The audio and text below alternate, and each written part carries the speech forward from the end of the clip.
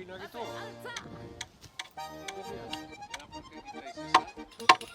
No hemos arrimado a esto. Eso es raro para que pues esto está arrimado, esto también hay que arrimar. Trae un clavo.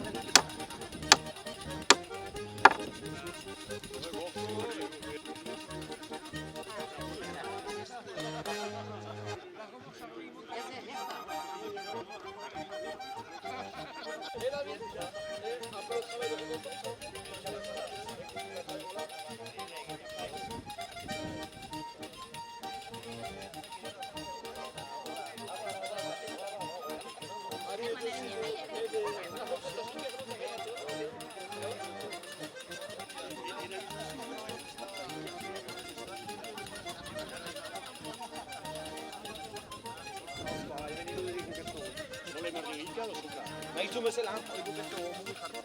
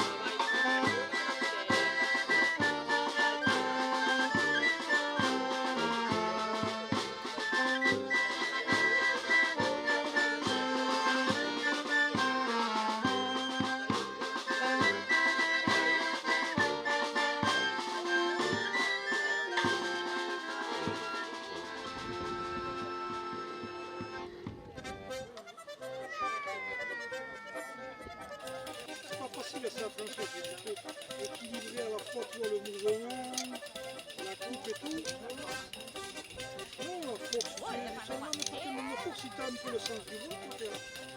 Non, ça va tout seul. Les gens ils me disent tu fais ça autour à boire. Moi je ne veux pas les faire, il faut jamais l'animalier, la représentation humaine comme ça. Alors que tu vois, mon grand-père il le faisait, et mon père ne l'aimait pas. Il venait que les choses avaient fait. Regarde, Adam, le pommier, avec les petites pommes, Ève, une rangée de pommes au-dessus, et en dessous, par le serpent en roulant la tête. Et le cœur, il m'a jamais dit pourquoi il avait fait. Il m'a dit, c'est resté pourquoi le cœur. Désiré. Excusez-moi. Tu peux toucher tout ce que tu veux. Fais attention.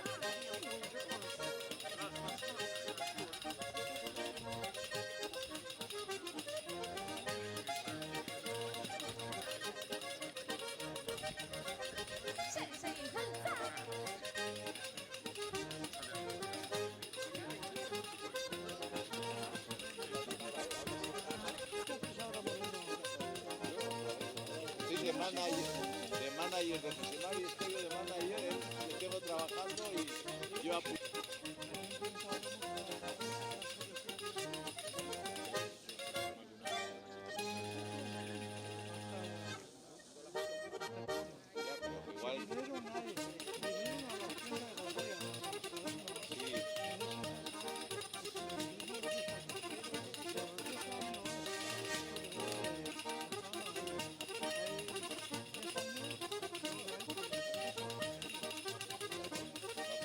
Yeah,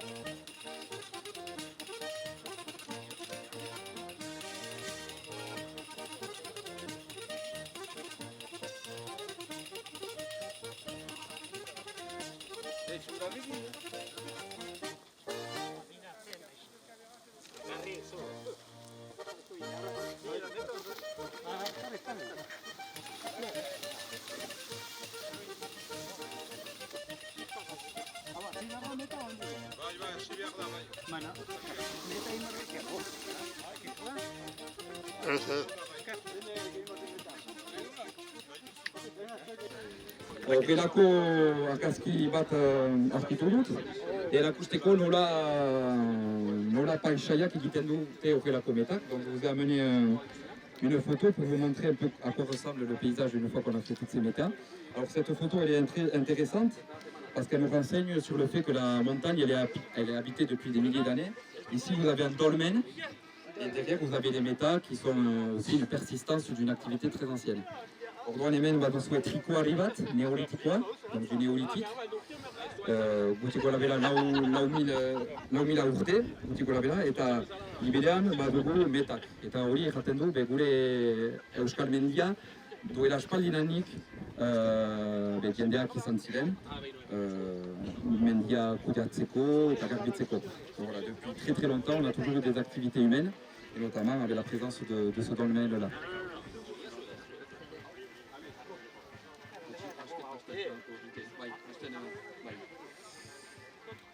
Beste ikusiko duzue hemen metaekin badugu hiztegi biziki aberatsu bat. Adibidez badira bizpahiru hitzak erabilia beran eta hemen urgunean beste hitzak bat ditugu. Donc au niveau de la méta et au niveau de notre activité, on a un vocabulaire très très riche en basque. C'est-à-dire que chaque outil aura un nom différent suivant si on est à Urun, Bela, Sar. Et donc ça aussi, ça fait partie de la richesse de la langue. Eta adibidez hemen zen xaran, metalen bukaeran, ematen dute horrelako parte bat, lurrezko parte bat, ils mettent un morceau de terre qu'on appelle soya. Hori da idatzia txikitzeko, ça évite que la fougère ne s'envole.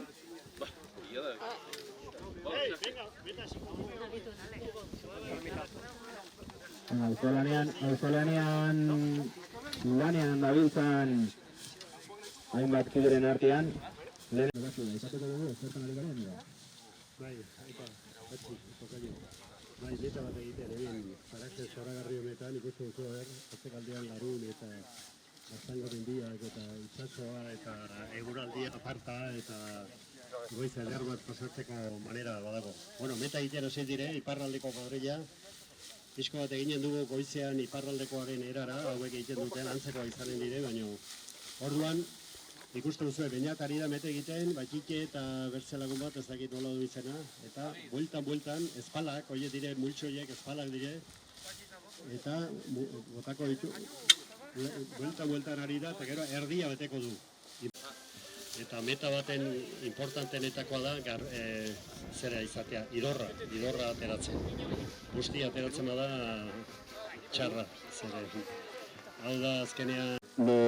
L'élément central pour faire une méta, c'est ce qu'on appelle en basque métasilia. Donc c'est ce grand poteau que vous avez. Donc là, bon, il a été fait en acacia, mais ça pouvait être fait sur d'autres essences. Et donc là, le plus important, c'est de donner un bon sens à la méta et surtout de petit à petit la tasser, tapaldo, pour vraiment la construire d'une belle manière. Donc là, je vous ai pris en photo, je vous ai amené quelques photos si ça vous intéresse. Donc vous allez voir cet après-midi, nos copains de Bela et de la Navarre qui vont faire une méta, etc. Il fallait un peu se simplifier la vie. Et là, vous voyez, sur cette photo-là, par exemple, c'est une photo à côté d'une ferme en Navarre. Vous voyez que sous la méta, ils ont fait comme cette autre méta, une espèce d'étage. Et en fait, en dessous, ils en profitent souvent pour mettre soit la niche du chien ou branteguilla, c'est-à-dire une petite porcherie. Voilà. Donc il y a différents types de méta. Et ça rejoint ce que je disais tout à l'heure, c'est-à-dire qu'il y a un vocabulaire très très riche. Et voilà, il y a certains mots qu'on va utiliser en Navarre, qu'on ne va pas utiliser en Labour ou en basse Navarre. Eta hau da pixko bat, baita ere, baserri inguruetan eta erabiltzen zena, eta honek azpian animaliak babesteko, ez? Eta gero patxi hor ikusten dugu, nahi ikusi, lera, Lero da trineo antzeko bat, eta hori erabiltzen da urruti xamar baldin bada edo iratzea garraiatzeko. Ebizak goian beri iratzi gora, garraiatzeko erabiltzen dena, ez? Bere gazpian baditu deitzen ziona lera ferrak, uste duzu bertze material gogorragoa, eurra baita ere, baina hori arrestan, normalki astoa, mandoa, zaldi batekin edo, bueno, bi persona hiruak ere arrestan ekartzen aldute, ez? Hori eginen dugu gaur. Orduan, lau hankako astuen faltan, bi hankakoak jarri dituzula gaur lanean, ez? Baldintza bakarra da asto handia izatea. Asto handia ez, asto indartxua behar dut. Asto handiak ere, bagara batzuk baino, indarri soberan ere ez dugunak. Bai, esidi hor, lasai. On rajoute aussi que les métas, elles permettent d'entretenir un paysage. La question de la montagne, c'est intéressant d'avoir des endroits comme ça. Pour ceux qui sont du coin, vous avez tous connu le grand feu qu'il y a eu à La Rune et aussi à Ibardine, il y a 3 ans. Et s'il y avait eu des zones comme ça, un peu plus, on va dire, entretenues, eh bien ça sert aussi de coupe-feu, ou en tout cas de zone où le feu a plus de mal à passer. Et donc là, malheureusement, ce qu'on rend compte, c'est que la montagne, petit à petit, elle est en train de se refermer. Donc ça peut être intéressant sur certaines zones pour la faune et la flore, mais sur certaines zones, c'est assez dommageable. Guk ikusi izan ditugu, argazkitan ikusi ditugu mendietan, baina anitzetan azpitik begituta, baina ze garrantzi izan du historikoki iratziak? Iratziak gare batean gumiak ginela eta orduan abonorik eta abonoa zen bakarra gorotza, ez?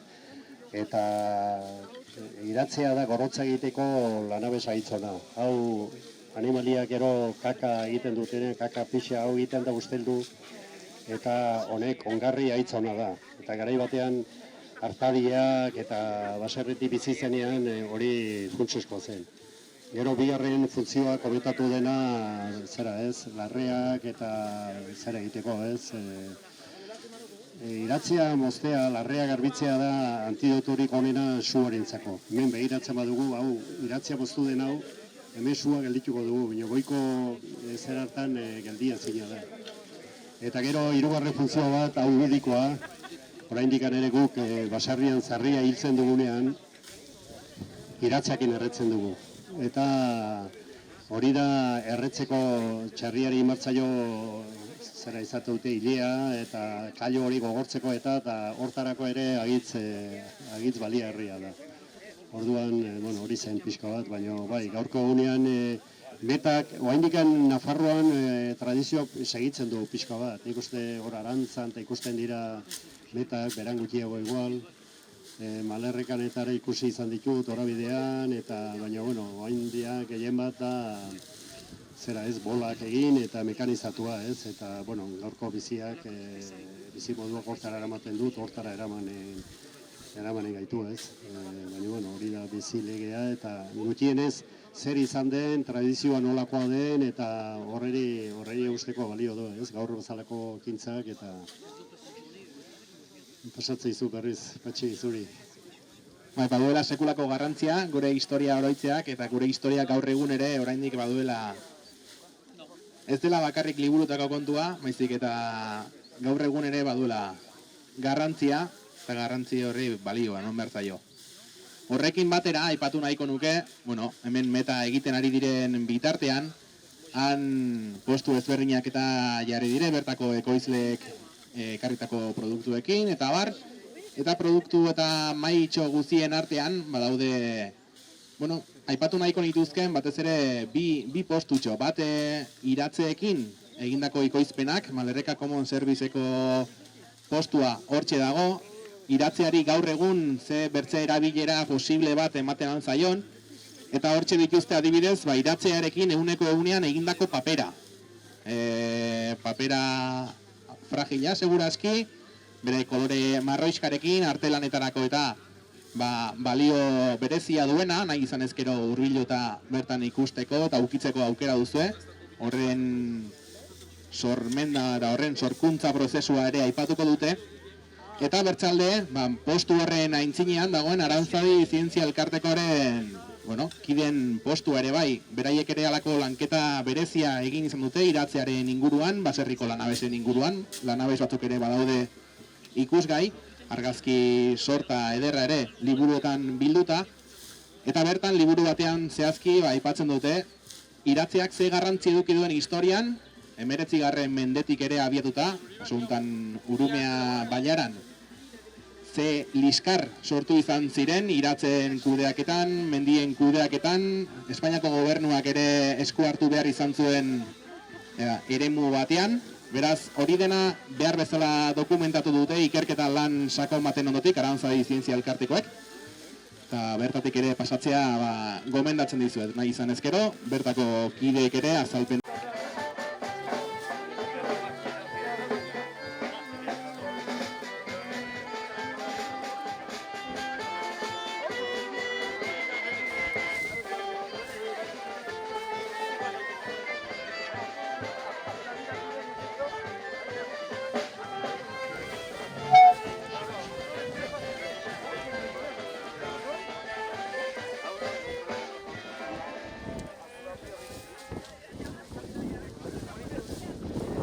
Quelquefois, ils utilisaient certainement juste une branche ou en tout cas un tronc d'arbre, arba, qui faisait coulisser.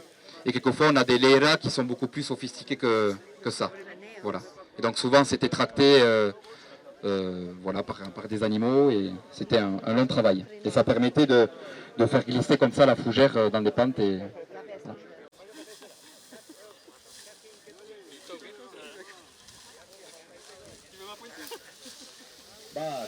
voilà.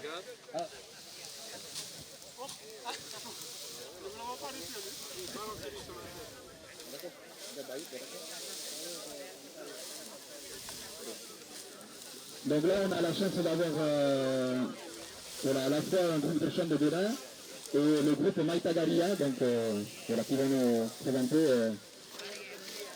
Euskal Herriko mendiak, barkatu. Horaztenuan gogoaren baitan zen.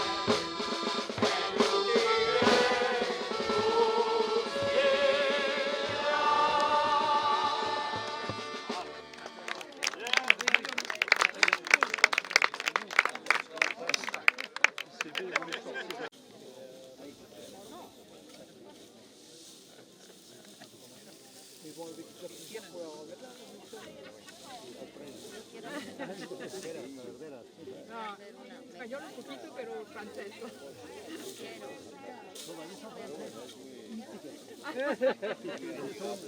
Oímos todo, pero comprender nada. Ah, y comprends pas.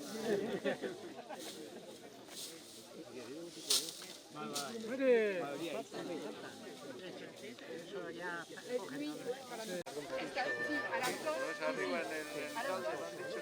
Y esta, la parte de abajo. Sí, pero yo a la mujer que ha venido para refugio de animales. Puede ser como cerdos, gallinas.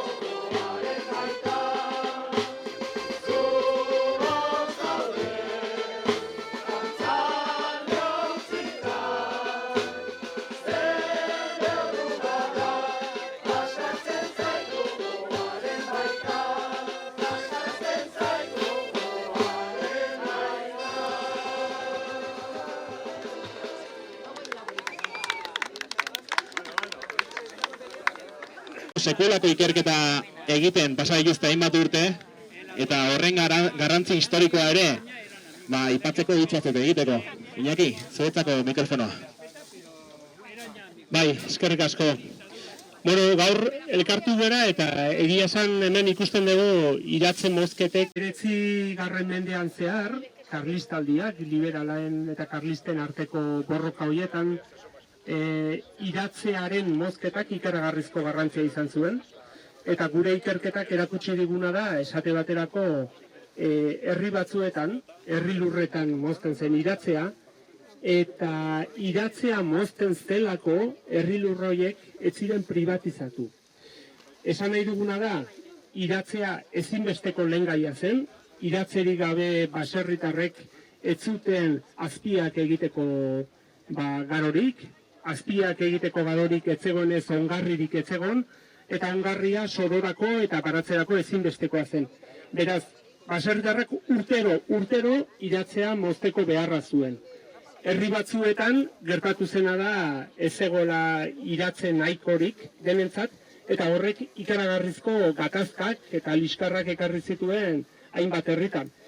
Noski, udalarentzako ez da goxoa izaten herritarrak gatazkan izatea, eta herri askotan arautu egin zuten iratzearen mozketa.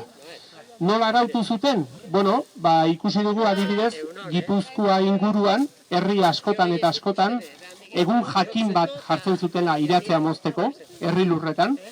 Egun jakina, eta egiten zuena da basozainak edo guardak, botatzen zuen fusilarekin, mendipuntatikan tiro bat, eta basozainak tiroa bota arte ezin zen iratzea mozten hasi. Horrek esan nahi du, arautzeko behar bat egon zala, eta araudi horrek egiten zuna azken finean zen, iratzearen mozketa erregulatu, iratzea mozteko eta gatazkak saiesteko arau batzuk jarri, baina hala ere hori ere leku askotan ez zen nahikoa izaten. Orduan gure ikerketak erakutsi diguna da, arau hoiez gain ere, paisaiaren antolaketan ere sartu barri izan zula udal askok. Gure kasuan ikusi dugu, esate baterako, 19. mendean, 1868-69an, liberalak estatuaren, hartu zuten indarra bertan estatuan, eta saiatu ziren herri lurra asko privatizatzen. Orduan, herri askotan gertatu zena da, iratzea mozteko herri lurrak behar zirenez, eta estatua herri lurroiek privatizatu nahian zebilenez, herri lurroiek defendari herrian esaterako, udalak berak iratzea erabili zuela herri lurrak defendatzeko. Alegia, iratze hau herri lurretan dago, iratze gabe gure herritarrek, gure baserritarrek ezin dute aurrera jo, eta beraz ezin eremu horretan parke natural bat dago, eta kontserbazio bereziko eremu bat Europa mailan babestua dagoena. Honekin esan nahi dudana da, iratzeak etnografikoki eragarrizko garrantzia izan du, kulturalki ere, baina gure paisaiaren eta gure historiaren eta gure lurralde antolaketaren barnean ere ikaragarrizko garrantzia izan du. Eta uste dut badala bide polit bat ikertzekoa, hainbat herritan gertatu den prozesua da, eta askotan etnografikoki heldu diogu, baina historikoki izan duen garrantzia ere ikertzeko modukoa izan du. Beraz, labur biruz, ideia guztien artean garrantzitsu bat ere bai. Konturatzen ez bagara ere, iratzeak ze garrantzi eduki duen, ze garrantzi duen, privatizazioaren kontra, historikoki. Beraz, iratze pila ikusten dugunean, metak ikusten ditugunean, oroitu, jontxoen eta privatizazioaren kontrako erramienta izan direla, egin batean, eta hemendik ere eskerrak ematea, Aranzadi Zientzia Elkarteari horrelako lana egiteagatik, eta nahi duenak antxe postua jarrita, hori dena aipatzen liburu bat, eta liburu desiente ere, bertze hainbat lan eta lanabez eta aipatzen dituztenak. Beraz, nire eskerrekin, nire esker Aranzadi Zientzia Elkarteari, eta antxe daude, eta gu bitartean, nota bukatzen dituzten edo.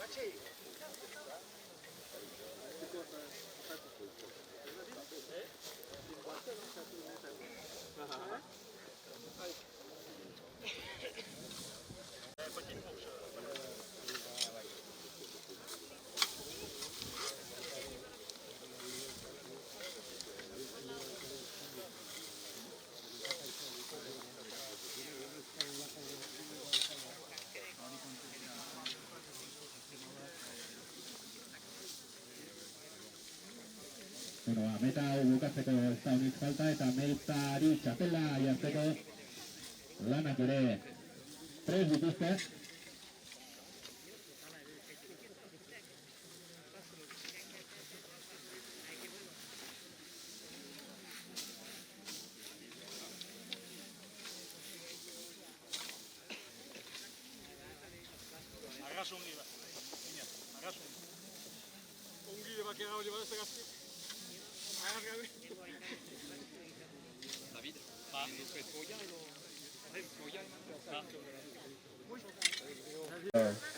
Certainement capuchon et bloquer la scène de la méta.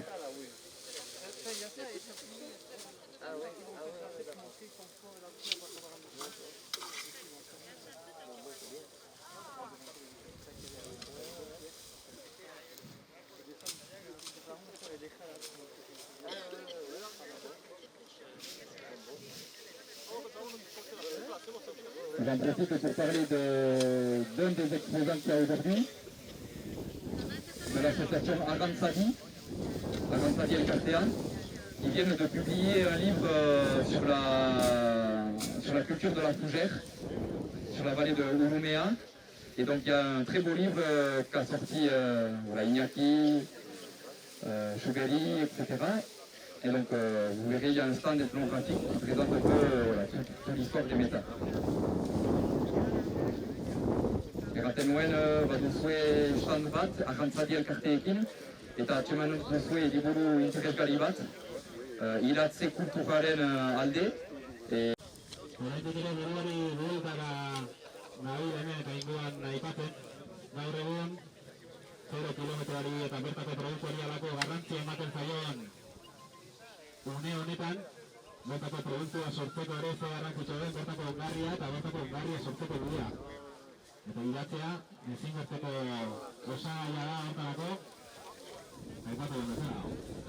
Iratzerik gabe, ongarrerik ez, ongarrerik gabe, baratzerik ez. Eta baratzerik gabe, gozea eta pobrezia. Beraz, bizi nahi badugu, gozea izango dugu nahi, mantendu iratzea eta egin metak, zan dakik horren laburpen azkar bat.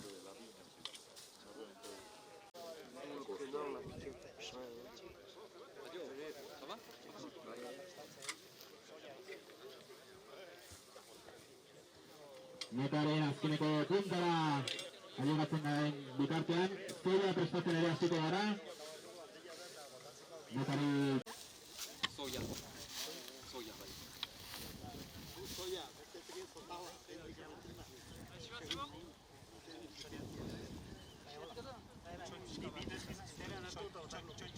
Donc là, ils viennent de préparer soya, donc c'est pour que je peut-être on va venir insérer, se venir de venir insérer au milieu de du ciliage.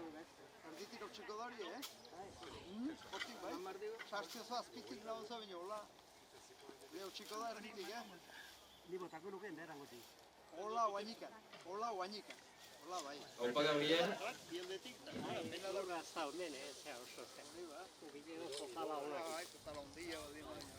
Comenta un poco informaciones,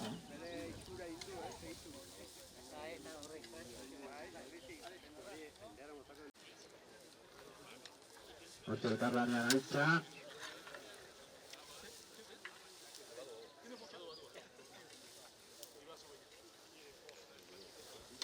Ja, zorek.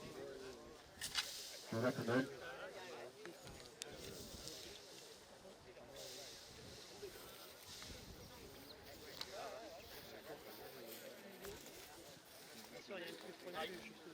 Hortxe da, zoia jarrita, txapela jarrita. Beraz, beta bukatu da. Bai, berak ere hor bizitzen ezin duzu egin. Bineak jatxi begia.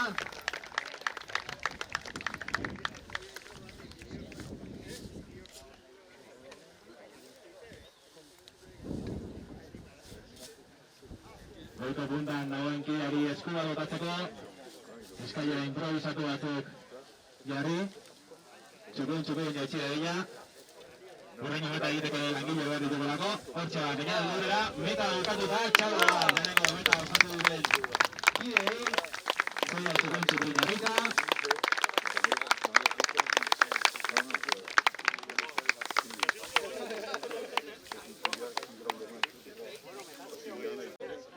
Nafartarek ikusi dute nola egin meta eder bat, bada?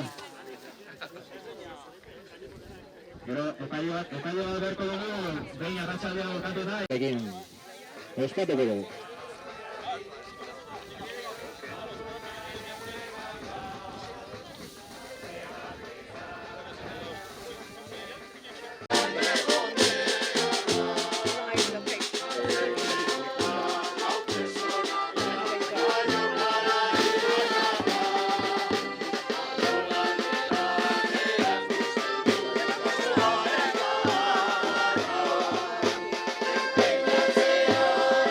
It's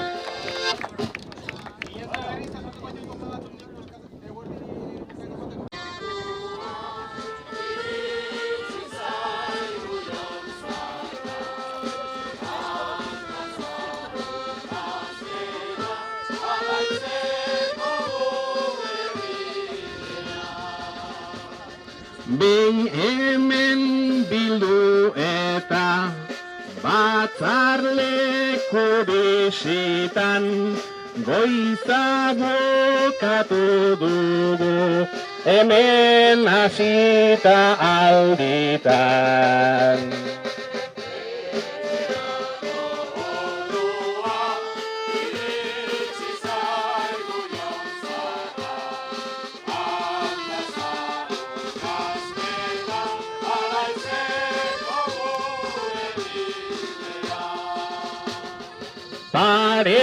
Pare-parean dugu meta bat ageria, baina betea dugu soilik programa erdia.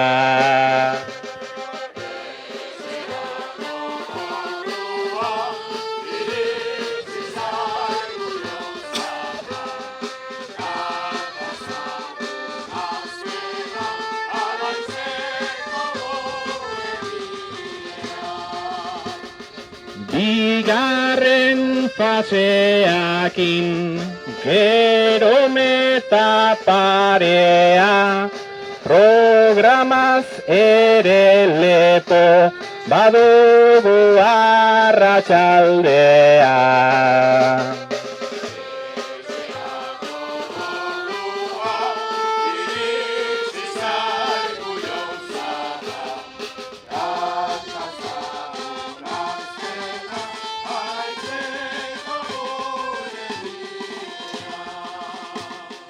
Mila esker maitagarri, mila esker bera kantari, egin bazkariak, ekin arratsaldeari.